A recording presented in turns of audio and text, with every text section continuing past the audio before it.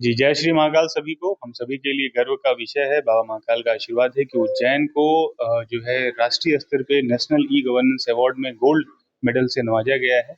और ये हम सभी के लिए एक बड़ी उपलब्धि है और हम सभी के प्रयासों से ही ये संभव हो पाया है। जैसा आपको विदित है, जब महाकाल कॉरिडोर का इनॉग्रेशन माननीय प्रधानमंत्री जी ने जब किया था, उसके बाद जो है फुटफॉल में एक बहुत ही स्टीप राइज हुआ। पहले करीबन 20,000 30,000 के आसपास लोग प्रतिदिन आते थे। अभी जो है वो संख्या 1 से 2 लाख के आसपास जो है प्रतिदिन रहती है।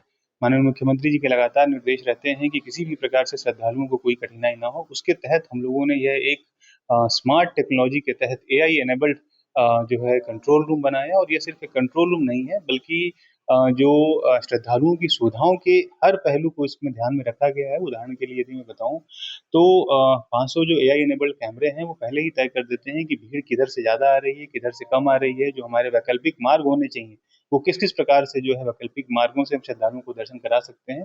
तो जो पहले एक रिस्पॉन्सिव जो अप्रोच हुआ करता था कि जब भीड़ आ जाती थी, उसके बाद हम अपने रास्ते तय करते थे।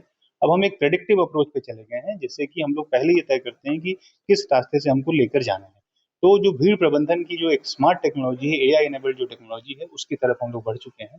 साथ ही साथ जो इसका और जो इम्पैक्ट पड़ा है, जैसे किसी का सामान खो जाता है, कोई अपने साथियों से बिछड़ जाता है, उन सब चीज़ों को भी हम लोग इसमें आइडेंटिफ़ाई करते हैं। और महाकाल कॉरिडोर में जो हमारे स्कल्पचर्स लगे हैं, जो और भी वहाँ की संपत्तियाँ हैं, उसपे भी यदि कोई कुछ डैमेज करना चाहता है, कोई आजकल सेल्फी लेने के लिए लोग जब चढ़ाई करने की कोशिश करते हैं, तुरंत अलर्ट कंट्रोल रूम में आता है और कंट्रोल रूम से वहाँ पे जाके उसको कंट्रोल किया जाता है। इन सब चीज़ों का जो एक पॉजिटिव नतीजा निकल के आया है, वो अगर हम देखें तो पहले करीबन 50 करोड़ के आसपास जो है रेवेन्यू हुआ करती थी मंदिर की। अब वो रेवेन्यू 250 करोड़ से अधिक बढ़ चुका है। और जो बड़ी संख्या में श्रद्धालु आ रहे हैं, उनके जो दर्शन का सेटिस्फैक्शन लेवल है, वो बहुत बेहतर हो गया है।